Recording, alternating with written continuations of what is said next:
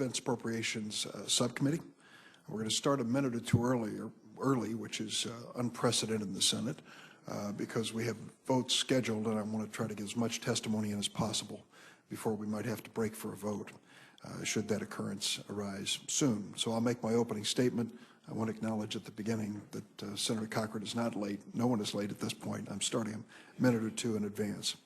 Today, the Defense Subcommittee will receive testimony on national security space launches with a focus on the Evolved Expendable Launch Vehicle, or the EELV program. Our questions expose some of the core trade-offs in defense policy and highlights several challenges we face as a nation. What is the best use of taxpayers' money? How do we promote and reward innovation? How do we safeguard the viability of our industrial base? How do we protect our competitive edge against other nations? We'll return to these questions and many others throughout the year as we review the President's fiscal year 2015 defense budget, which we received just this week. Today, we discuss the EELV program, which was created almost 20 years ago when the cost and risks of launching satellites were out of control. EELV missions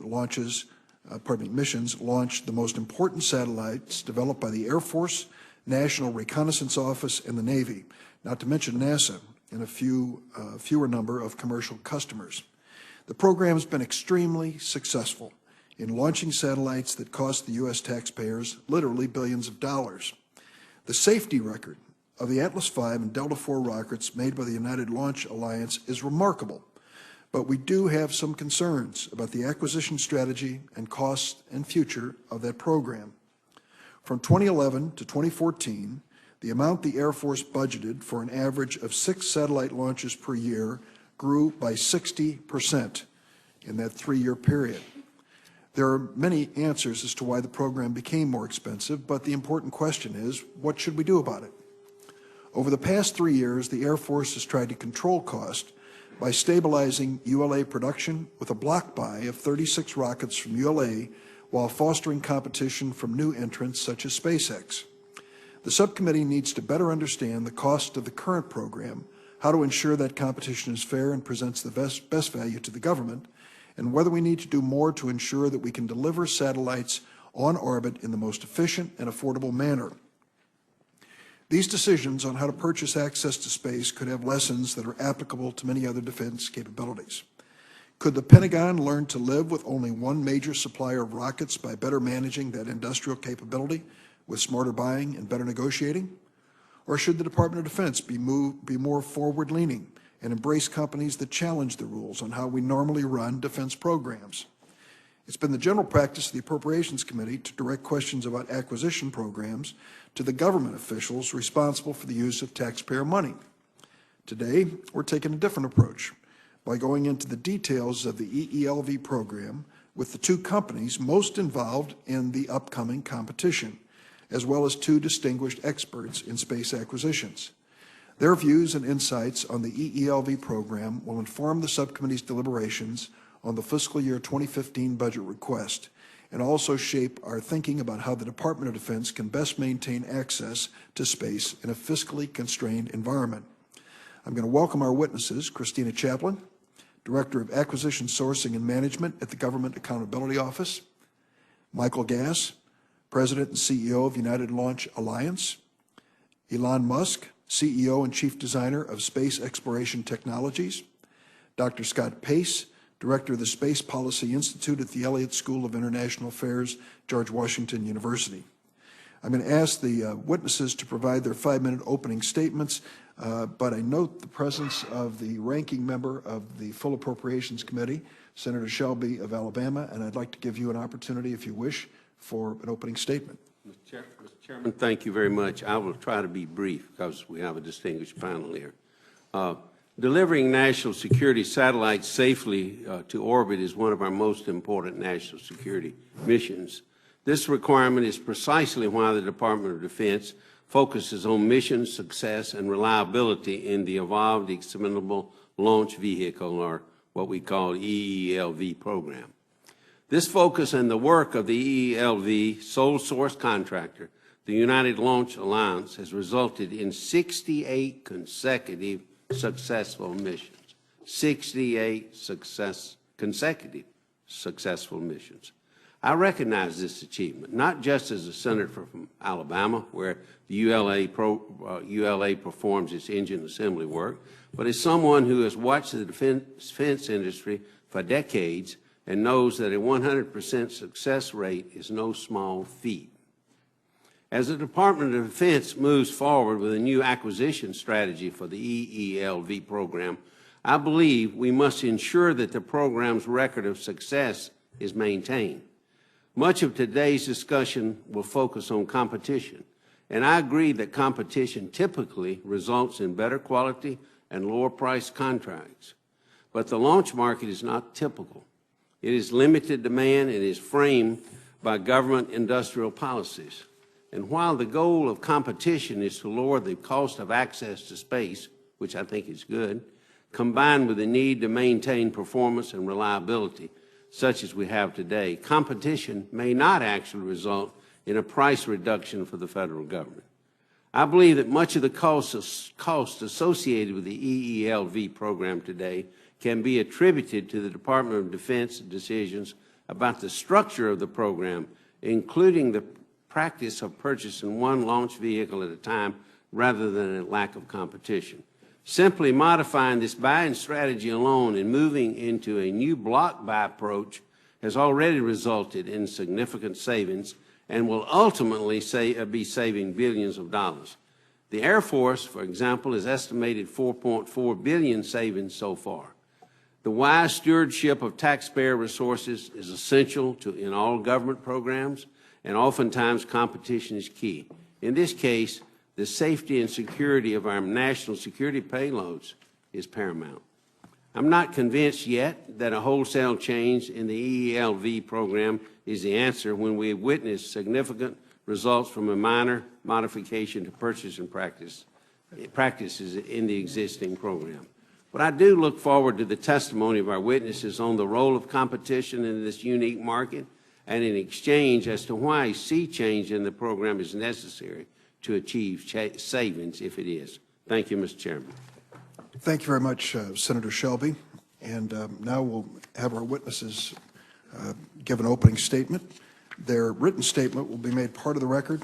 If they'll take 5 or 6 minutes to summarize it, we can then open it to questions. And the first person to testify, Cristina Chaplain, as I mentioned, Director of Acquisition Sourcing and Management at the Government Accountability Office, which has done a comprehensive review of this issue, which I commend to my colleagues and those who are following this debate. Ms. Chaplain, please proceed. Mr. Chairman, thank you for inviting me today. I'm very pleased to be here to discuss the EELV program. The program itself has been through different contract arrangements and acquisition strategies. There was competition at the beginning of the program with the aim of ultimately selecting one company, though the government opted to keep 2 companies based on the assumption that there would be a surge in commercial demand that would allow the government to benefit from lower costs.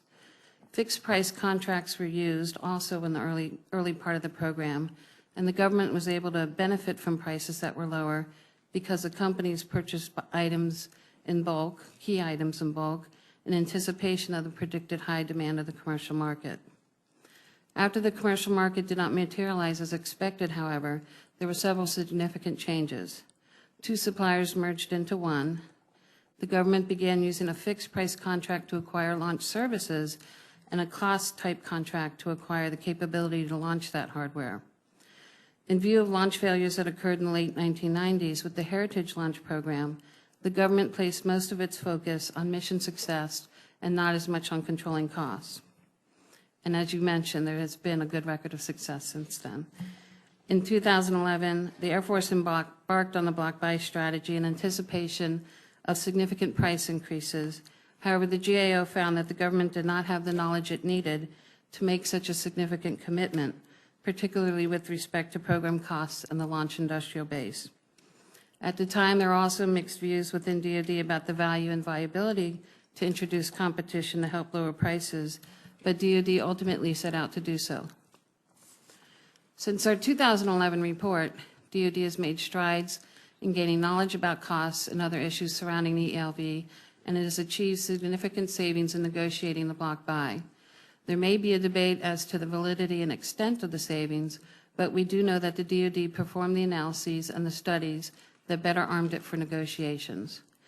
Further, the program now benefits from auditable business systems and greater oversight. DoD deserves much credit for these efforts. There were also significant positive changes in the new contracts, but the basic way of acquiring launch services remained the same. There's a fixed price arrangement for the vehicles themselves and a cost arrangement for the capability to launch the vehicles, which includes things like systems engineering and integration. It is important to keep in mind that the capability contract maximizes the government's flexibility, which is beneficial when there are delays in satellite deliveries. The block buy contract is for 35 rocket cores, and DoD plans to compete up to 14 cores starting as early as 2015. There are a number of ways DoD could run this competition. We looked at 2 ways at each end of the spectrum for some recent work we did for the Congress. One is to contract similar to the way it currently contracts with ULA. The other is to follow a commercial approach. My statement details the benefits and challenges of both. In short, if DoD contracts similar to the way it contracts with ULA, DoD could retain insight into contractor costs and pricing data, which would lend itself to a better bargaining position in future negotiations. But this approach could also add costs. For the new entrants, including a cost-plus portion in bid proposals, for instance, would require them to develop and install new business systems to fulfill government data requirements. If DoD followed a commercial approach, it could have an avenue to decrease launch prices and increase efficiencies. However, it would also likely lose access to contractor cost and pricing data and some flexibility in rescheduling launches if satellites delivery skip. We did not recommend an approach. It is not GAO's role to do so, and there are other possible approaches. The goal of introducing competition is being achieved, though the competitors may prefer different paths. The factors that DoD will need to weigh as it makes its choice likely include the need to maintain a high degree of reliability, as the satellites being launched are expensive and are vital to national security, the need for flexibility in launches, the importance of retaining cost and pricing data, the need to keep costs down, and considerations about the future government's demand for launch services. This concludes my statement, and I'm happy to answer any questions you have. Thank you very much, Ms. Chaplain. We will have some questions, but next we're going to hear from Michael Gass, President and CEO of United Launch Alliance. Mr. Gass. Chairman Durbin, Ranking Member Cochran, members of the subcommittee, thank you for the opportunity to appear today to talk about the EELV program and the future of space launch. On behalf of the men and women of United Launch Alliance and the entire EELV supply team, we are honored to be entrusted with the responsibility of safely delivering critical national security capabilities to orbit. ULA also supports customers outside of national security. For NASA, we have launched science missions to the Moon, Mercury, Jupiter, and Pluto, and even sent the rovers on to Mars. Our customers extend beyond the government to commercial sector, with 9 commercial missions to date and several more on the manifest. I am also pleased to report that ULA and the government team have consistently delivered 100% mission success, over 68 times since the inception of the program, delivering over $60 billion of taxpayer-funded satellites. We are currently at a tempo of one launch every month. ULA's Atlas V and Delta IV are the most powerful and most reliable rockets in the world. They are the only rockets that fully meet the unique needs of the national security community. The Air Force EELV program was openly and fairly competed in the late 1990s with a unique acquisition strategy at the time that required significant upfront investment by industry. Lockheed Martin's Atlas and Boeing's Delta products were the winners of that competition. Over the past 17 years, the program has continued to deliver, meeting the needs of our nation effectively and efficiently. The EELV program is entering a new era. The Air Force new acquisition strategy aims to maintain reliability and stabilize the industrial base while reducing costs and potentially reintroducing competition. The new strategy is a welcome improvement from the highly inefficient and costly approach of buying rockets one at a time. The next phase of the Air Force strategy is to reintroduce competition. I believe there are important questions about how EELV competitions will be structured to ensure they are fair and open and whether competition will actually save the savings that is promised. Ultimately, the central question is whether savings from competition will be sufficient to offset the cost of duplicating existing capabilities.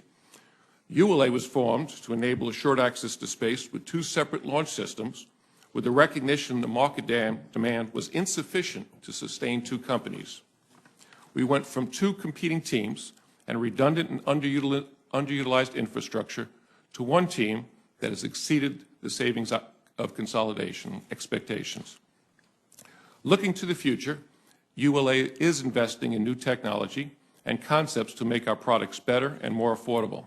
We are investing in internal funds to develop a capability to launch 2 GPS satellites at once, cutting launch costs almost in half.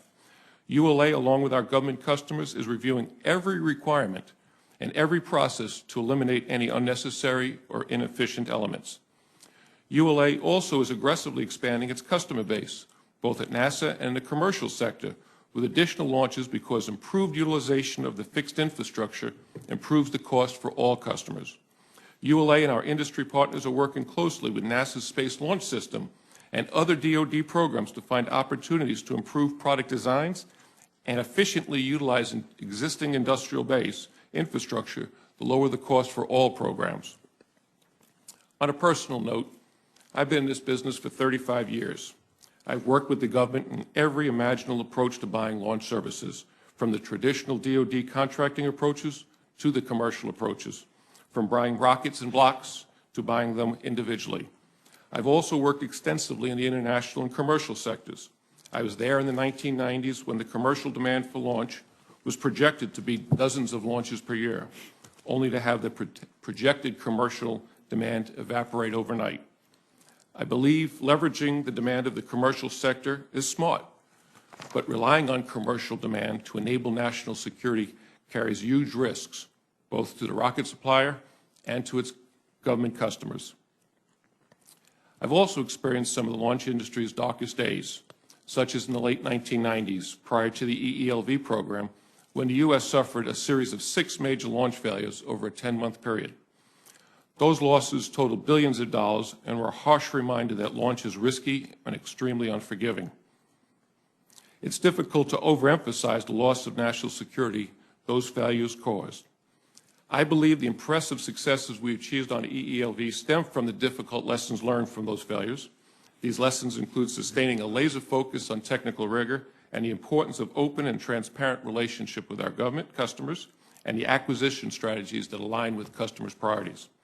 In summary, I believe the EELV program has been a major success for the nation. We will continue to provide the assured access the nation needs to deliver critical capabilities to orbit reliably and on schedule.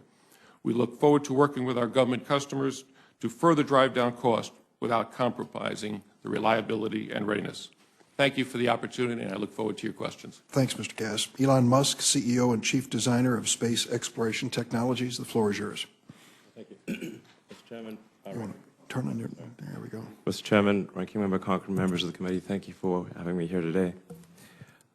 SpaceX was founded to make radical improvements to space transport technology, with particular regard to reliability, safety, and affordability.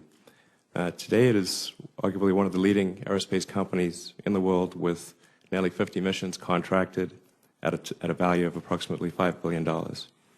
We have launched our Falcon 9 rocket 8 times with a 100% success rate, including 4 launches for NASA, 3 which docked with the International Space Station, and have launched a sophisticated geostationary satellite for the world's leading satellite companies. We are restoring America's competitiveness in the global commercial space launch market as the only U.S. company that is consistently winning head-to-head competitions for launch opportunities at the world level. With respect to the ELV program, I have 5 points to make. The first is that the Air Force and other agencies are simply paying too high a price for launch. The impacts of relying on a monopoly provider since 2006 were predictable, and they have borne out. Space launch innovation has stagnated, competition has been stifled, and prices have risen to levels that General Shelton has called unsustainable. When the merger between Boeing and Lockheed's business occurred, the merger promised in the press release $150 million of savings. Instead, there were billions of dollars of cost overruns and a non-McCurdy breach for the program exceeding 50% of its cost projections.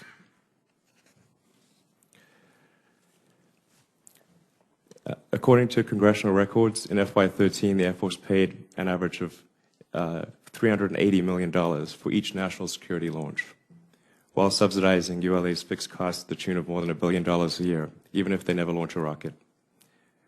By contrast, SpaceX's price is well under $100 million, meaning a savings of almost $300 million per launch, which in many cases would pay for the launch and the satellite combined.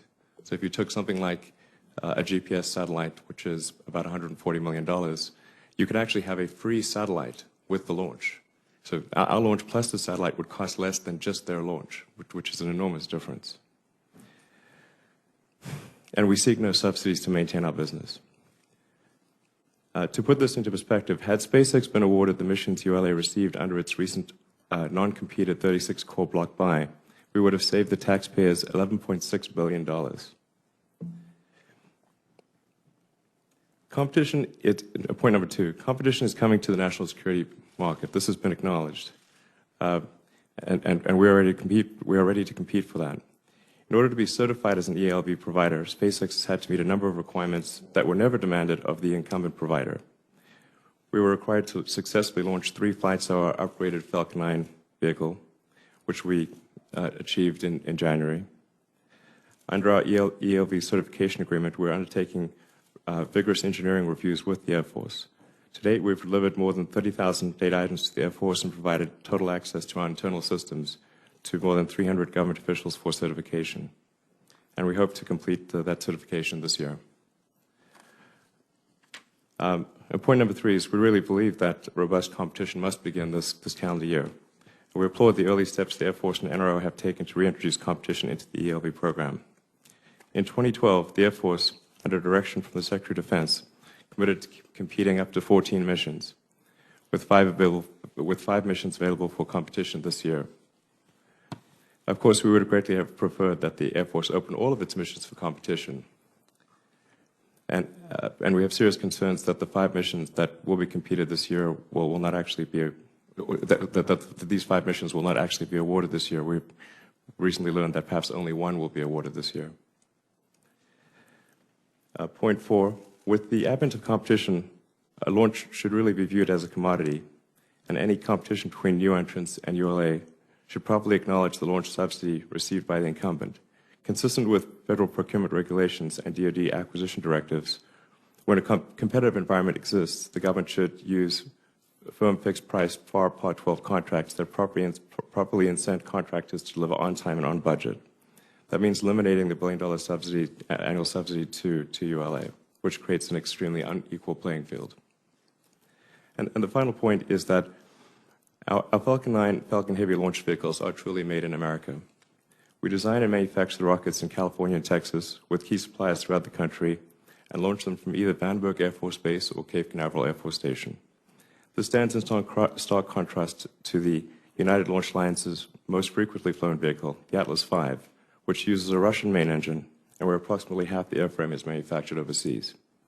In light of Russia's de facto annexation of Ukraine's Crimea region and the formal severing of military ties, the Atlas V cannot possibly be described as providing assured access to space for our nation when supply of the main engine depends on President Putin's permission. Given this development, it would seem prudent to reconsider whether the 36-core uncompeted sole source award to ULA is truly in the best interest of the people of the United States. I thank the committee for this opportunity and look forward to addressing any questions. Thank you very much. Our last witness, Dr. Scott Pace, Director of Space Policy Institute, Elliott School of International Affairs at George Washington University. Dr. Pace. Okay, thank you, Chairman Durbin and Ranking Member Cochran, members of the committee, for providing this important opportunity to discuss the topic of national security space launches. As called for in U.S. national policy, the United States and the DoD in particular need to decide how it best assures the existence of, quote, 2 U.S. space transportation vehicle families capable of reliably launching national security payloads, unquote. A space industrial base meeting all government needs cannot presently be sustained by private market demand alone. Thus, a significant degree of government support will be necessary for the foreseeable future. The EELV program as it exists today is the result of technical, economic, and policy decisions made over several decades. Today, fiscal constraints, rising launch costs, limited demand, and strict government requirements have combined to create a complex ongoing debate about the role of competition in the procurement of EELV class launch services. The National Space Policy states, quote, that U.S. commercial space transportation capabilities that demonstrate the ability to launch payloads reliably will be allowed to compete for U.S. government missions on a level playing field consistent with established interagency new entrant certification criteria. I emphasize the phrase level playing field as the determination of just what this means is central to the question of competition going forward. Industry competition is a tool, not an end in itself. Depending on market conditions, competition can result in meeting DoD needs at lower cost or failing to meet those needs and merely shifting government costs to other accounts. The EELV program, as managed by ULA today, represents a high degree of experience and capability. As a potential competitor for national security launches, SpaceX brings, in my view, an intense focus on cost control while meeting customer launch needs. The policy issue is not one of SpaceX and other potential new entrants versus ULA, as much as it is one of deciding what the role of DoD should be. What are the government's policy priorities? Should we be trying to, for example, get the lowest price for reliable transportation to orbit for a particular mission? Get the lowest price for all national security missions? Get the lowest price for all government-funded missions? Assure access to space for all needs with a U.S. industrial base at least cost? So the question really is one of scope that this committee wants to take. The Launch Services New Entrant Certification Guide is a thoughtful and prudent approach to assessing potential entrants. The more difficult question comes with what happens after a new entrant is certified. Will incumbents and new entrants with very different histories compete under the same rules? And whether they do or do not, what may be said about the rules themselves? Reliability and readiness have been the top priority for national security launches. Can the critical need for mission assurance be achieved at lower cost than the way we do it today? This certainly seems desirable, even plausible, but careful thought needs to be given as to what responsibilities and capabilities ought to remain within the government. Will the government have the authority to order a stand-down of a vehicle family in the event of failure? Are agencies willing to relax or modify their use of cost accounting rules and other FAR-based requirements for all launch service providers? In short, how much is the government willing to pay for process, and how much is it willing to pay for performance? I would note here the GAO's report I thought was very germane on this point in terms of pointing out some of the issues. Defense acquisition reform is a much larger topic than the present hearing, but it's nonetheless relevant. Deciding how to best acquire space launch services may provide opportunities for pilot testing some forms of regulatory relief. For example, the government could pay separately for non-commercial processes and deliverables rather than having all costs bundled into the launch cost or company overhead. The government may still pay more for its launches than a commercial buyer would, but the cost drivers would be more visible and accountable, and we more easily allow cost-benefit trades for government decision-making. The most important consideration for any policy choice and implementing approach is that it be clearly stated and adequately funded, with clear priorities as to which requirements, schedules, and goals will be relaxed if resources or regulatory relief is not forthcoming. To do otherwise is to invite failure. Thank you very much for your attention. I'd be happy to answer any questions that you might have. Dr. Pace, thank you very much. And I think you can tell from the opening statements that this is a subject that I found challenging to the committee and to Congress, that really called for a much different approach in hearing, to bring together two companies from the private sector to express their points of view. I've done something that's a little unorthodox here. I've invited each of the companies represented, ULA through Mr. Gass and SpaceX through Mr. Musk, to submit 10 questions to the other side so that we can hear what they consider to be the strengths and weaknesses of their position. And those will be submitted for the record, and I encourage each of them to respond appropriately and in a timely fashion. Let's get down to some specifics if we can. Mr. Gass, Russia's in the news, and the question about sanctions by the United States against Russia for their adventurism in Crimea raise a question about our future relationship with this company, or with this country. I ask you, when it comes to your use of the RD-180 engine on your Atlas V missions, what you think is the reliability of that engine being available from Russia for the immediate future, and whether the United States, in the interest of its own defense, should take that into consideration when it awards these contracts. Thank you, Senator Durbin, and we all are watching and caring for the people in the Ukraine in this situation. First, let me kind of give a little bit of history on the engine. We went to the former Soviet Union with encouragement from two presidential administrations more than 2 decades ago to look at capabilities that were in Russia, that were in the former Soviet Union. And what we found was an engine that was more advanced in technology and could be bought in a cost-competitive way that we had here in our country. What we have done to protect and for that concern, since the day we started with that relationship more than 2 decades ago, we've protected the nation. And what do we do from United Launch Alliance? First and foremost, we have 2 years of safety stock inventory. Actually, today we have greater than that in country, and our ability to launch any of the near-term satellites that we need to do for national security.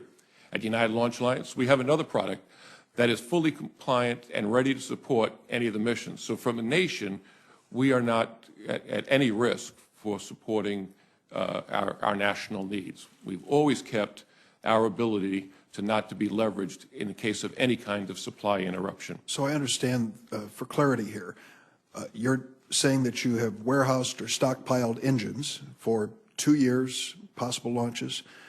What about the capacity to produce that same engine in the United States?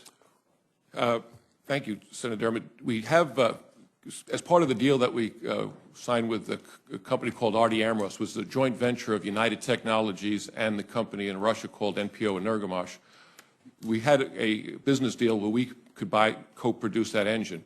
We bought all the blueprints and specifications, brought them into the country, and demonstrate that we can take the blueprints and specifications that were written in Russian, translated them, and in a full arm's length relationship, demonstrate we can build the most difficult products. And we've done that over several years. We invested hundreds of millions of dollars to prove that we have the capability to demonstrate our ability to build that exact engine. I've always encouraged the nation and to kind of follow what we saw in Russia, that they as a country invested consistently in propulsion technology. We have kind of fallen behind in advanced technology. When we went to Russia, there were things that they were doing that we found in our textbooks said was impossible.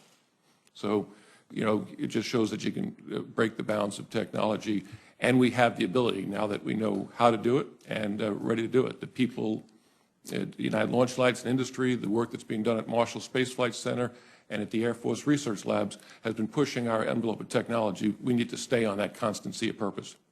Mr. Musk, one cannot help but be impressed by the numbers that you've given us in terms of the cost of your product measured against ULA. We start with the premise that Senator Shelby noted. ULA has a flawless record. It's been able to achieve the goals that we've set for them time and time and time again. Your suggestion is we've paid dearly for it and could pay a lot less now. I guess the question I need to ask, the premise of this, goes back to the creation of ULA. Do you believe it is possible to maintain 2 companies in competition for future launches? And could your company, with a record of success but more limited because of the time that you've been around, be able to compete without, for example, commercial business to sustain you when government budgets cannot? Yeah, absolutely.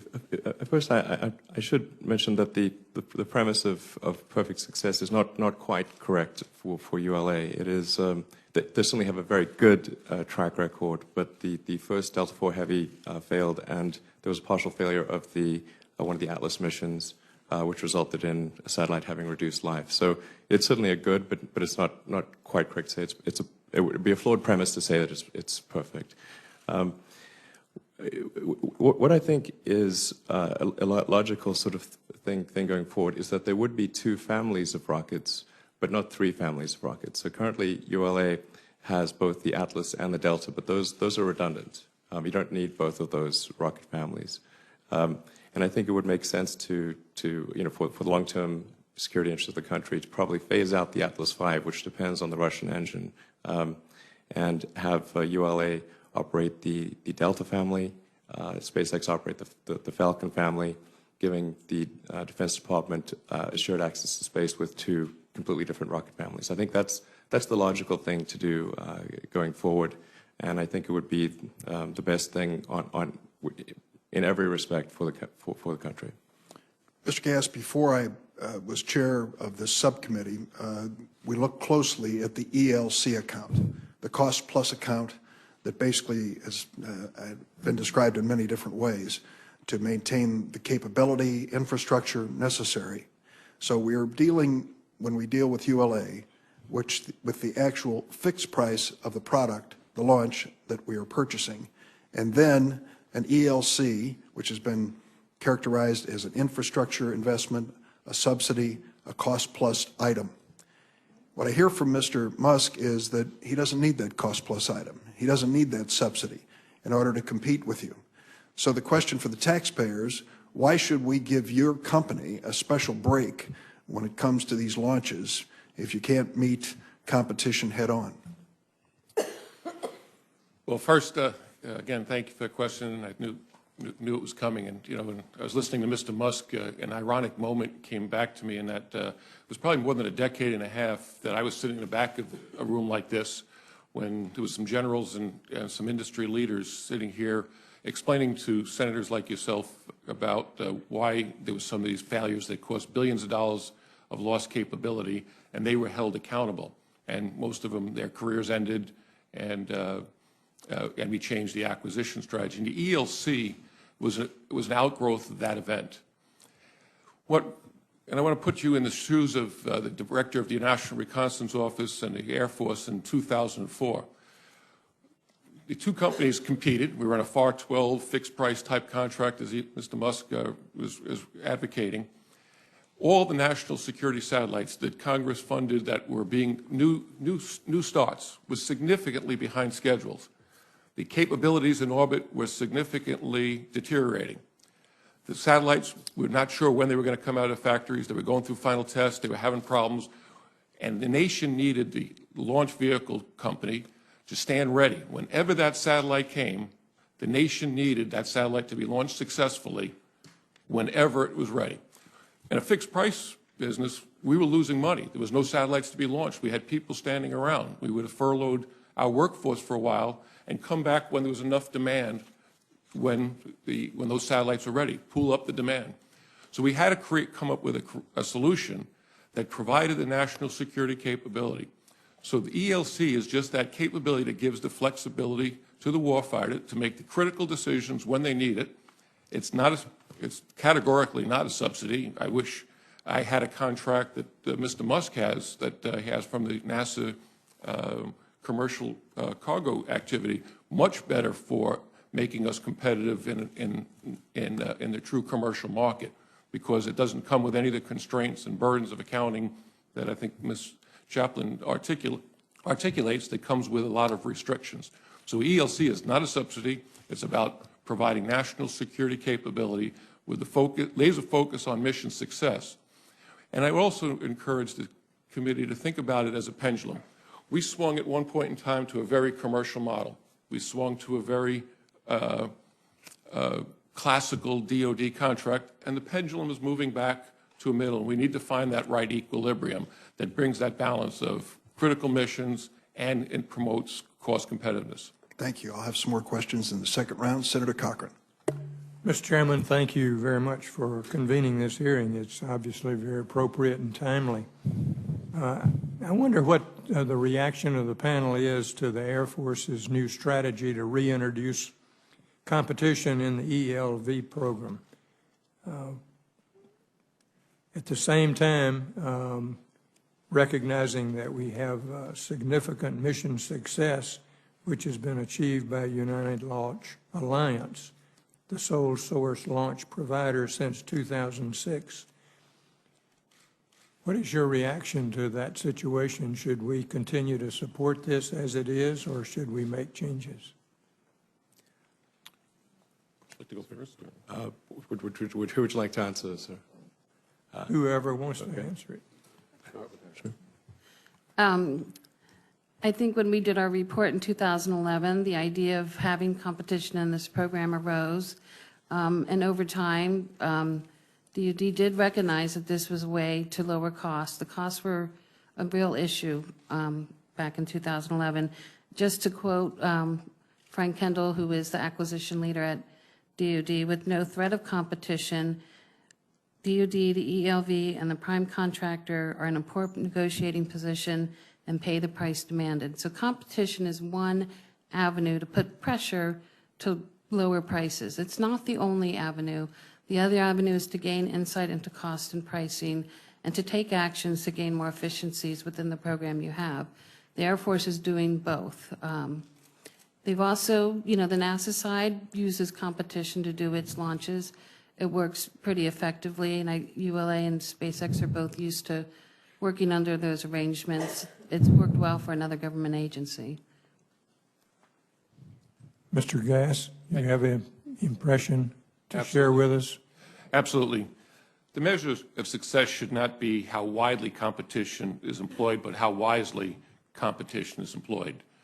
And when we started this program, we had two competing companies, the Lockheed Martin Corporation and the Boeing Company, and it wasn't working. So can we formulate competition that could work, that's actually going to save the taxpayer money? And when you deal with the limited demand of the nation and some of the unique requirements that the nation is, how are we going to have that competition to be on a fair and level playing field? Some of the most unique missions clearly don't need multiple capabilities in this country. And if we talk about fair and level competition, is it 2 companies? Is it 3 companies? Is it 4 companies? When does it stop? And how do you limit other companies from wanting to participate and taking a niche of the product? I shared the story of when I was here about a decade and a half ago. I was running a program called the Atlas II. It was supporting DoD programs on a far competitive basis when we were launching basically the military satellite constellation. We had a block buy of Discus and UHF, which have been replaced by the WGS and MUOS in today's constellation. We had a block buy, fixed price, commercial contract.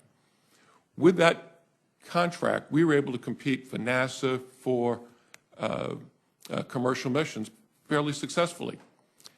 After those disasters, I was promoted, and I now had many launch capabilities. And I was cleared for some classified missions and recognized those missions can't work in a competitive commercial environment. Those capabilities are so unique that it just would not work, and would cost the government excess funds to stand up multiple companies to have that redundant capability.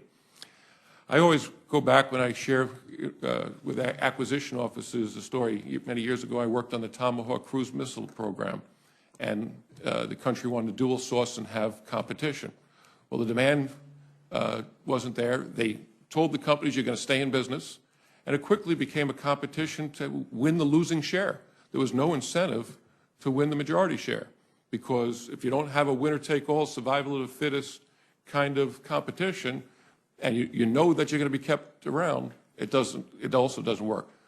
Ms. Chaplain talks about the lessons learned and the balance. I'm all for that pendulum moving to the right spot for our nation and delivers taxpayers a better and a more efficient activity. Thank you. Mr. Musk, what is your reaction to that? Well, I think as a country, we've generally decided that competition and the free market is a good thing, and that monopolies are not good. And it's interesting to note that from the point at which Boeing and Lockheed's launch business merged, from the point at which they stopped being competitors, the costs doubled since then. And I think the reality is when competition is introduced, reliability is a key factor in competition. So that would be a deciding factor in who wins what launches. It doesn't become less important, it becomes more important. But the cost to the U.S. taxpayer will drop substantially. I think they will drop at least to the level that they were before Boeing and Lockheed became a monopoly in the launch business, and perhaps even better than that.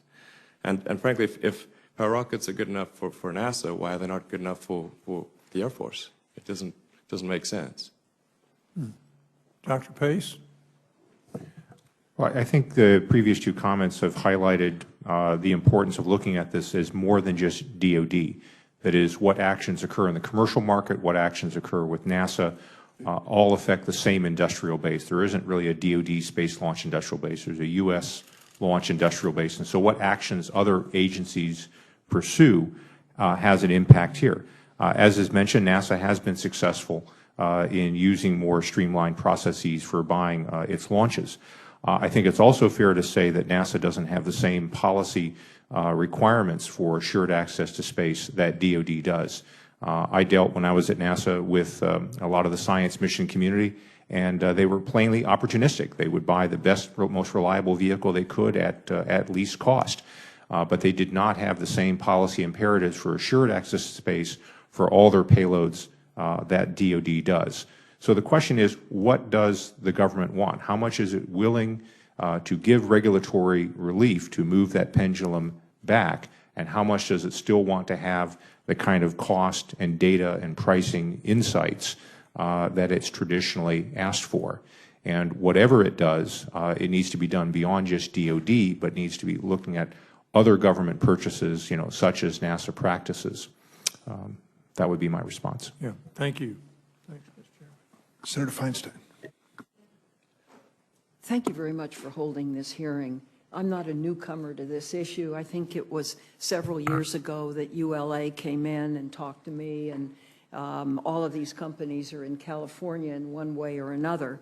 And so I've had a great interest in trying to follow this, Mr. Chairman, and I don't believe that the promised savings of eliminating competition have materialized. The cost to the government, to the taxpayer, really has skyrocketed.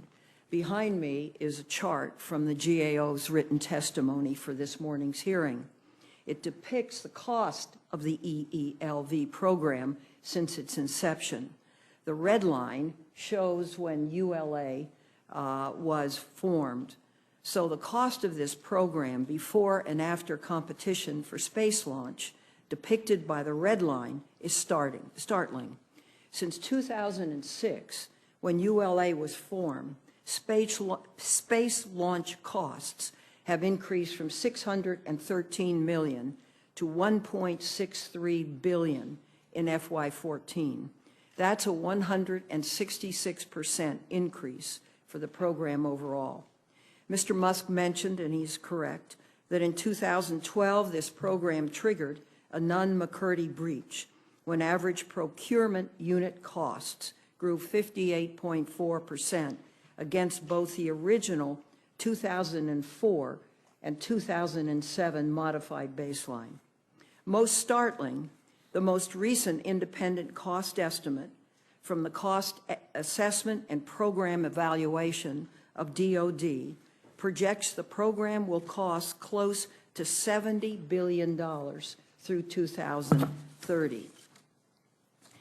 I welcomed Secretary Kendall's acquisition decision memorandum dated November 27th, 2012.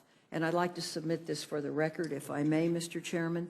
The memo states, and let me read it, I direct the Air Force to aggressively introduce a competitive procurement environment in the EELV program by competing up to 14 corps with initial contract awards as early as 2015 for missions that can be flown as early as 2017.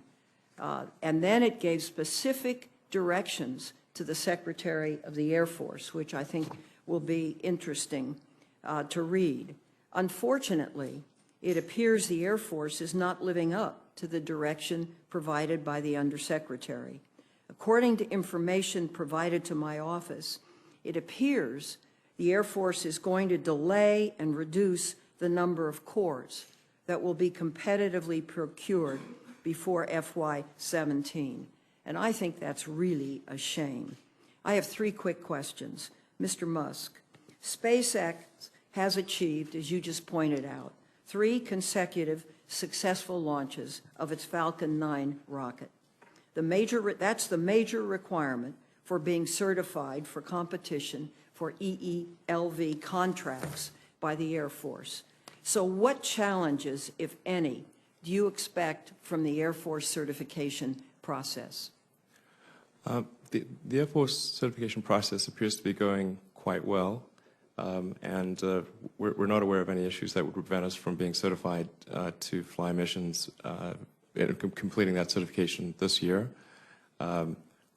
We are concerned about any delays in the contracting, and hopefully those delays don't materialize. And as I mentioned in my earlier testimony, I think in light of recent events on the international stage, it may be wise to consider whether procuring the Atlas as part of the 36-core block buy, which is a 5-year buy, as was mentioned earlier by Mr. Gass. They only have a 2-year supply of engines, and yet this is a 5-year contract for the 36 cores. So if there are any sanctions or if there's any issue with supply of those engines, there will not be assured access to space for the Atlas V. Now, according to the Kendall memo that I just mentioned, new entrants should be able to begin competing for up to 14 EELV launches by FY15. Do you expect the Air Force to live up to the requirement imposed upon it by Undersecretary Kendall? I'm very hopeful that the Air Force will adhere to that requirement. So you believe that you will be able to compete for 14 EELV launches by FY15? I'm highly confident that we will be able to do so, yes. Good.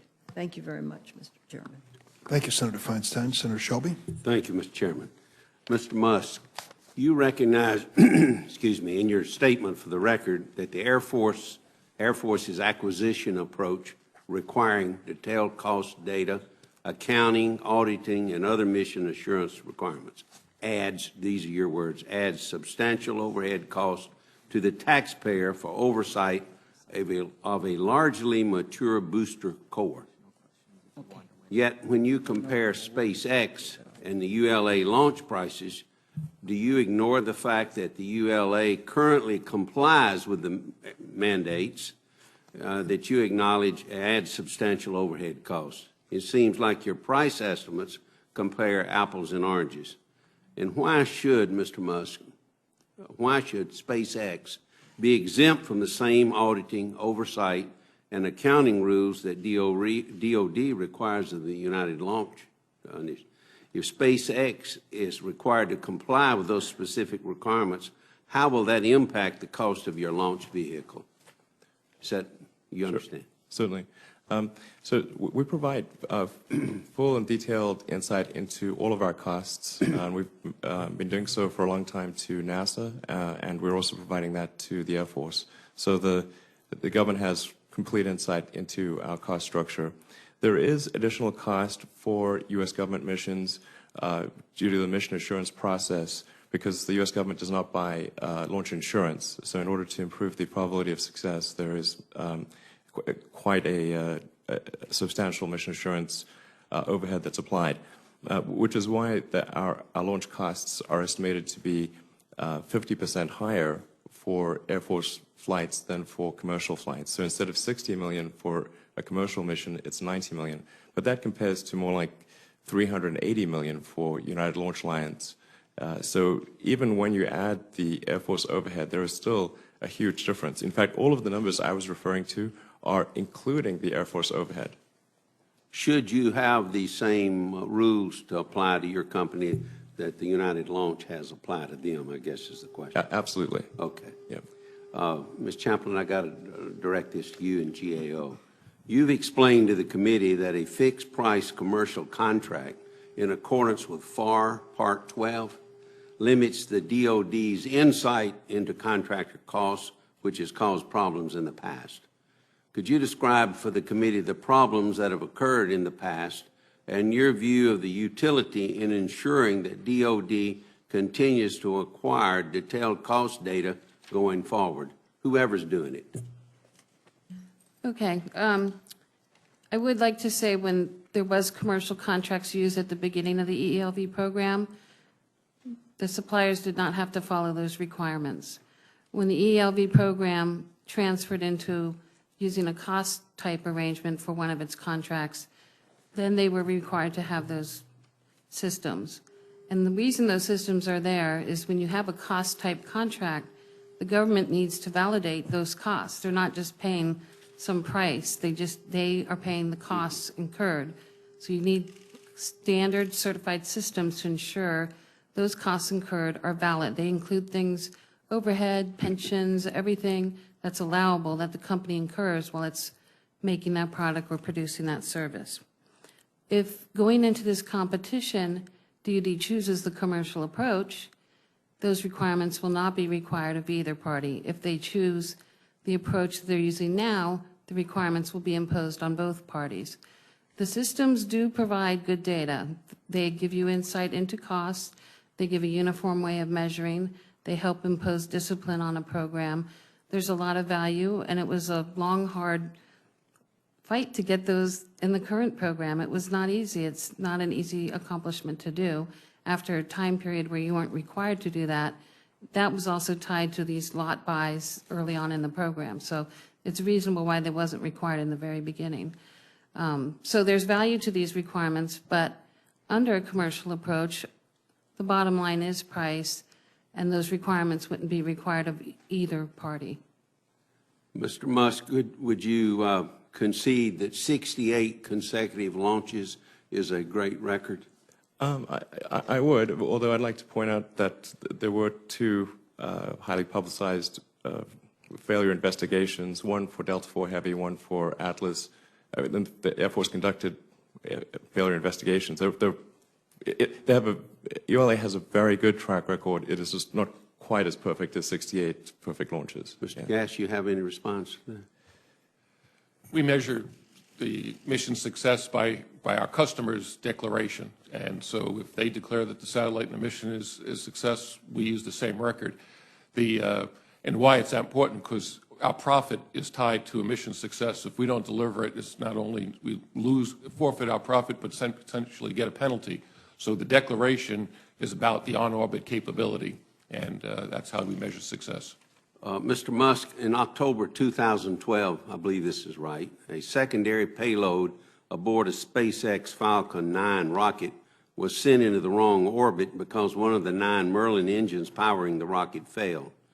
What recourse did the owner of the secondary payload have in that situation to recover damages? In other words, what's next? What was next? Right. Well, by ULA's definition of success, that mission was perfect. No, that was perfect, although you went into the wrong orbit and so forth. You're right. saying that's perfect. So the primary mission, which was to deliver the Cassiopeia satellite, was 100% successful. There was a secondary satellite that was an optional objective that was not part of the primary mission. But as I said, if you accept ULA's definition of perfect success, then that mission was perfectly successful. Mr. Gass? It would not be declared successful. If that was a contracted requirement, we would. He would say it was successul by his criteria, but you'd say it was not successful. Right. By yours. You know, we could have a debate about success, but if it's considered an experiment and the rocket was supposed to perform all the capabilities and it didn't, that's a different kind of business arrangement. But in our measure of success, we put margins in. The anomalies that Mr. Musk referred to that we had on United Launch Alliance was design margins. The margins came into play, and we were able to successfully deliver the satellite. It is an incredibly risky business, and everything needs to work perfectly. Dr. Pace, you have any comment on that? I would add more from as a former analyst, with NASA, that getting detailed understanding of the prices and costs. Prices we understood, I think, with SpaceX. Understanding all the costs, I think, was somewhat more difficult. SpaceX did not have, when I was at NASA, the detailed level of business accounting systems that we were used to on other projects. So we had a very robust dialogue with SpaceX people, and we got a lot of information. There was a lot of cooperation. But I would have to say that really understanding all those costs to the same level of detail was hard to come by. And so eventually in some areas we said, you know, there's some magic going on SpaceX. We don't fully understand, but we appreciate the results. Again, how much is the government willing to pay and impose on SpaceX on these contracts? If it's not willing to impose those kind of detailed reporting requirements, are they willing to relax them, you know, on other players? Thank you. Thank you, Mr. Chairman. Thank you, Senator Shelby. In this round, I'm going to take what I consider, after listening to the testimony and reading the background here, the best arguments on both sides and ask you each to address them. I'll preface my question to Mr. Musk as follows. In this new job, I'm traveling around the United States, seeing some amazing capacity that we have developed. Newport News, the very best when it comes to building submarines, aircraft carriers. Head up to Connecticut, helicopters. Wherever you go in this country, California as well, Boeing in the Midwest, you see some exceptional companies doing exceptional work, keeping us as safe as possible. And they all say to me, Mr. Chairman, if you keep cutting these budgets, we're going to be laying off the best workers in the world. And when you need us, if you ever need us, we won't be there. So you've got to find a way to maintain our capacity to build, even if we're not at war, even if our budgets are going down. When I heard Mr. Gass explain the ELC, I think that's what I heard. He suggested there was a time when the workers were idle. They weren't being called to have as many launches as they were in the past. And so the ELC, some call it subsidy, some call it something else, is basically there to maintain capacity, even if the demand is not there. So let me ask you this. What kind of risk do we run as a country to jeopardize the capacity of ULA by eliminating the subsidy or not factoring it into the bid so that ultimately war, no war, good budget, bad budget, when we need them, they'll be there? Sure. Well, the reality is that today there's a steady cadence of Air Force and NRO missions every year. So you don't really have the wide difference that from one year to the next that you had in the past. So I think the prior justification of needing that for stability is no longer there, because there is a stable launch demand from the Air Force and intelligence community. Secondly, I go back to the point that there's really not a need for ULA to maintain two families of rockets, both the Delta and the Atlas. And given that the Atlas is dependent upon a Russian main engine, which can be cut off at any time, the logical thing to do is to eliminate the Atlas family, have the Delta and Falcon family, and that will provide the greatest amount of assured access and the greatest reliability and the cost savings that the government is looking for. Mr. Gass, you saw the chart that Senator Feinstein produced. When it comes to competition, it usually means lower cost. When there's no competition, a monopoly situation or anything close to it, buyer beware. Consumer, consider the possibilities here that your costs are going to go up unbridled. So what we hear from Mr. Musk is that if we went into price competition, we could save a lot of money in a hurry. That, in fact, ULA, based on his estimates, is overcharging the taxpayers. Now, here we're facing a budget situation which is awful. We are seeing limited increases in defense spending and, slightly over the horizon, another sequestration coming our way. So why shouldn't we, as good stewards of taxpayers' dollars, say, well, let's put some competition in it. That's the American way. That's the free market. Let's make sure that ULA is not overcharging us. When we look at the mountains on Senator Feinstein's chart, it suggests that without competition, your costs have gone up dramatically. So why wouldn't the taxpayer be better served with competition? Thank you for that question. It's important. And may I ask you to put the chart back up? First, for the record, I heard Mr. Musk use all kinds of numbers that were categorically wrong, and I'll be glad to share with the committee the right calculation. I saw this chart last night in the GAO report when it was released, and I noted it as well. And that's an accurate representation of appropriation. It's not an accurate representation of cost or cost performance. Let me just point your attention to the red line. In a period of time, we were launching 1 or 2 a year. Satellites were late, and as you described, we were being paid for capability to stand ready. As we go out to the outer years, we're now buying rockets and launching in about a 10 or 11 years. So if you just do division, all of a sudden it'd be different.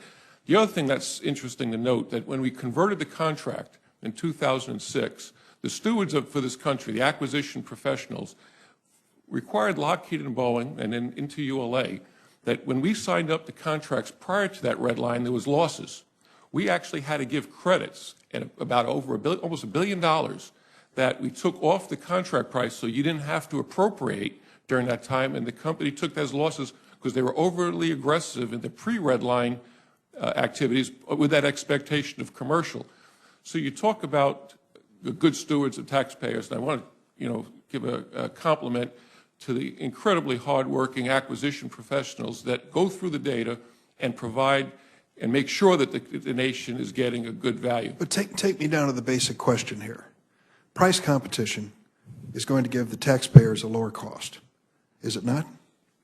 It can, if it's on a fair and open playing field, and everybody has to have the same requirements. The problem with that statement is, if everybody has to have the same requirements, and there's certain requirements that you don't need, there'll be excess capacity because there's just not enough work for two.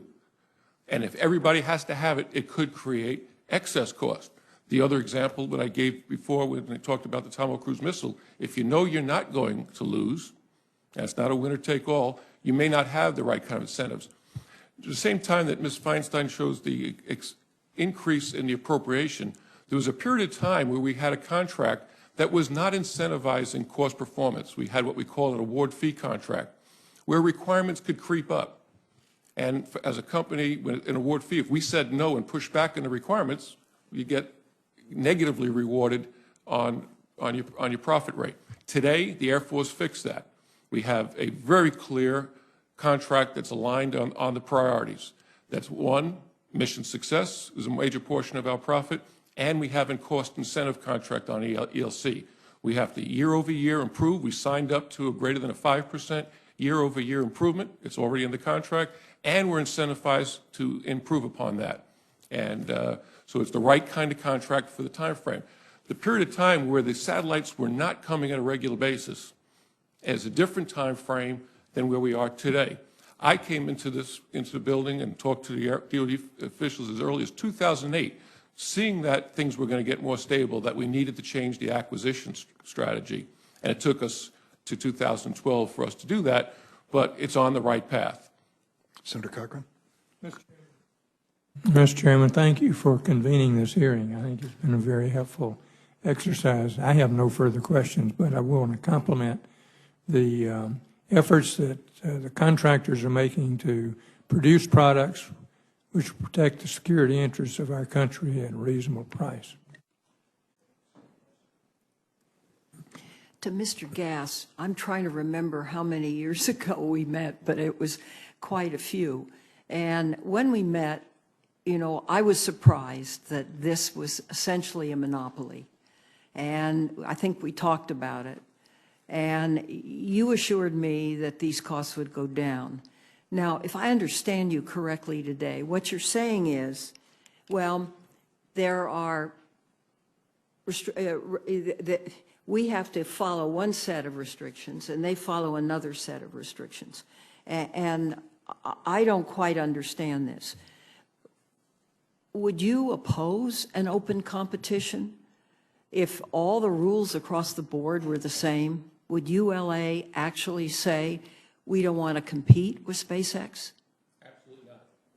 Thank you. Absolutely not. ULA is ready and willing and able to compete on any field. See, I would think that would be your answer. And I would think that would be satisfactory because, after all, competition is the American basic demand for the accordance of a contract. So what keeps us from doing this? Basically, SpaceX doesn't have all the capabilities nor the requirements. So if you think about it, if SpaceX's requirements have to come down and some of our requirements have to be eliminated to get that level playing field. Okay. Mr. Musk, respond to that. If this is the heart of the matter, respond to it. Yeah, I believe SpaceX can manage all of the Air Force requirements. We might argue that maybe some of those requirements shouldn't be there, but we will meet whatever requirements the Air Force asks of us, and we believe we can manage all of the Air Force's satellites and then some. How much of this is in the fixed price competition versus cost plus? Well, I think fixed price competition is the better way to go. When there is competition, the logical thing to do is to go for a fixed price, because otherwise, if you compete it and it's cost plus, then it gives the companies the opportunity to raise their prices effectively as their costs grow subsequent to the competition. Do you have a problem with that, Mr. Gass? I think it's important that the government understands what it's buying. I shared the story about the times when we had failures, and I was working on a fully fixed price contract. And then when I was cleared for some missions that I know that you're well aware of, those kinds of missions is very difficult to support on a fixed price basis. The operational needs, the changes in schedules, the care and feeding that some of the satellites need, the unique facilities. We talk about the rockets, but we're required to have special handling equipment, nitrogen purges for some of the, to protect some of the most sensitive sensors that are on some of these satellites. Very unique capabilities that only the national security needs. They're not commercial commodities. And right now, the way we're doing the contracting today, when we use the term ELC, we're applying those costs to all missions. And it goes back to the roots of how the EELV program was established, and it was come from what General Mormon report in the 1990s. And the goal was to lower costs for the nation across all of our national launch security needs, not one mission area or not. So on average, our costs have come down. The program is greatly successful, and we're continuing to drive the cost down, and the productivity is improving. But the key about, your question was about fixed price, is can you really apply it to everything? And it's about choices the nation needs to make. We can use it. I talked about the pendulum swinging. We can go back that way, and we'll see some of the errors. Ms. Chaplain's team has done a great job on the report of laying out the balances, the trades that the nation has to make. It's not about what companies want. It's about what the country needs and how the government and leaders make choices of how to deliver that. So I'm trying to understand what you're saying. What you're saying is if the requirements for a bid were all the same across the board, we would have no problem. Is that correct or not? It would be fine for the competition, but just yesterday, in the 14th Air Force out in California had to make some mission switches between NASA and the Air Force. They just gave direction. A NASA mission was late. An Air Force mission moved in. Another NASA Air Force mission took priority. Another NASA mission was moved out. If we were on a fixed price world, that would be a series of contractual actions, potentially not having the capability to accommodate that because it took some money to create that flexibility. In a fixed price world, that operational flexibility is not there for the warfighter, but it works for competition. May Mr. Musk respond to that? Would you respond to that? Certainly. So I think the logical thing to do is to do a fixed price competition for the basic vehicle, and then to the degree that there are mission unique requirements, that which is a fairly small part of the mission, that would be cost plus. So if the Air Force says, well, there's a unique national security satellite, it's going to require these additional changes to the rocket or to the mission, or it's going to require priority, then that just that incremental piece would be logical to make that cost plus. But the vast majority of the contract would be fixed price. Thank you. Thank you very much. Thank you, Mr. Chairman. We're talking about competition, real competition, and if you can get it, it's the best thing in the market. We all know that.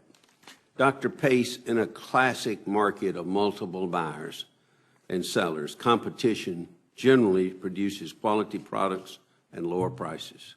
The launch market is characterized by limited demand, few suppliers, and multiple government industrial policies.